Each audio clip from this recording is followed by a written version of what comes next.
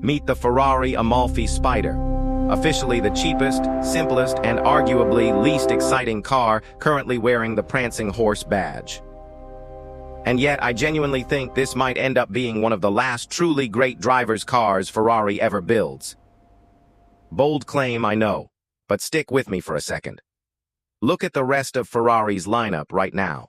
Everything else is either absurdly expensive, loaded with complicated hybrid systems, or fast enough to get you arrested before you've even finished accelerating. And sure, some people don't even consider the Puro Sanguio a real Ferrari. That's a whole separate argument. But if what you actually want is a simple, unhybridized, naturally aspirated feeling. Front engine, rear-wheel drive V8 Ferrari. The Amalfi is basically the only place left to look. Now cheap is relative here. This particular Spider version starts at £227,000. By normal human standards, that's an enormous amount of money. By Ferrari standards, it's basically the clearance rack. The 296 Spider costs almost £50,000 more. The 12-cylindric Spider adds another £129,000 on top of that. And the 849 Testarossa Spider will run you over £200,000 more again. So relatively speaking, yes, the Amalfi really is the bargain of the range. And for that money, here's what you're actually getting. Under the hood sits the same 3.9-liter twin-turbo V8 from the F-154 engine family. An engine that has genuinely won more international awards than almost anything else in recent memory. In the Amalfi, it's tuned to produce 640 horsepower, 20 more than its predecessor, the Roma, thanks to a higher rev limit. Turbos spinning up to an almost unbelievable 171,000 RPM, and electronics borrowed from Ferrari's more expensive models. I do genuinely appreciate Ferrari's modern hybrid hypercars, but there's something deeply satisfying about going back to basics here. Big engine up front, power sent to the rear wheels, nothing else complicating the experience. And yes, 640 horsepower doesn't sound like a huge number in today's world of 1,000 horsepower hybrids, but trust me, from behind the wheel, it feels like plenty. If there's one genuine disappointment, it's the sound. Where has it gone? This is a Ferrari V8, it should sound spectacular, and instead it sounds like you're hearing someone else's Ferrari from several streets away. I still remember cars like the old Jaguar F-Type Svr, which had this rich, soulful, almost musical exhaust note. A lot of this comes down to modern emissions regulations rather than pure laziness from Ferrari, but even other current V8s, like the one in the Audi RS Q8, manage to sound more exciting than this. I'm not entirely sure there's a good enough excuse for that. At least performance backs it up. 0 to 62 miles per hour takes just 3.3 seconds. And top speed sits around 199 miles per hour. If someone tells you that's not exciting enough with the roof down, I genuinely question their judgment. Torque delivery is seriously impressive too, strong through the mid-range and building into this satisfying crescendo as you chase the red line. Working the engine all the way up through the revs becomes genuinely addictive. The gearbox deserves its own praise entirely. It's an evolution of the transmission first seen in the SF90. Refined further since then, and honestly, it might be one of the best dual-clutch setups in the industry right now. I think we can officially close the debate on whether traditional automatics can compete with Ferrari's gearboxes. They simply can't. And those carbon fiber paddles behind the wheel just add to how special the whole experience feels. Here's an interesting twist, though. I'd argue the best thing about this car's performance is that it isn't quite as insanely fast as Ferrari's other current models. If you've seen my reviews of the 849 Testarossa, the 296 GTB, or the 12-cylindric, those cars are phenomenal. But they're almost too fast for public roads. Anything above second gear in those and you're flirting with serious trouble, they warp from 0 to terrifying the instant you touch the throttle. The Amalfi, by comparison, is fast without feeling like a rocket ship. You can actually work through the gears, use the performance properly, and enjoy the process. Genuinely enjoyable, relatively affordable fun, at least by Ferrari's standards. That said, this car isn't flawless. Styling is always subjective, but personally, I don't think the Amalfi looks quite as good as the Roma it replaces. The Roma had real character and charm even with its imperfections. The Amalfi's front end feels a little safe, a little forgettable even. If you asked me to sketch the front of this car purely from memory, I'd genuinely struggle. An Aston Martin still looks sexier to me, a Bentley still feels more like a statement, and a Porsche 911 Turbo remains more instantly recognizable. When Ferrari eventually replaces this car, will people even remember what its front end looked like? There are some genuinely clever details, though. The little arrow-shaped vents near the headlights help relieve pressure inside the wheel arches, and those small deflectors under the front bumper redirect airflow around the tires to cut turbulence. In profile, it's honestly a much better-looking car. That long, sweeping bonnet, the cabin pushed rearward, muscular rear haunches, all classic Ferrari proportions.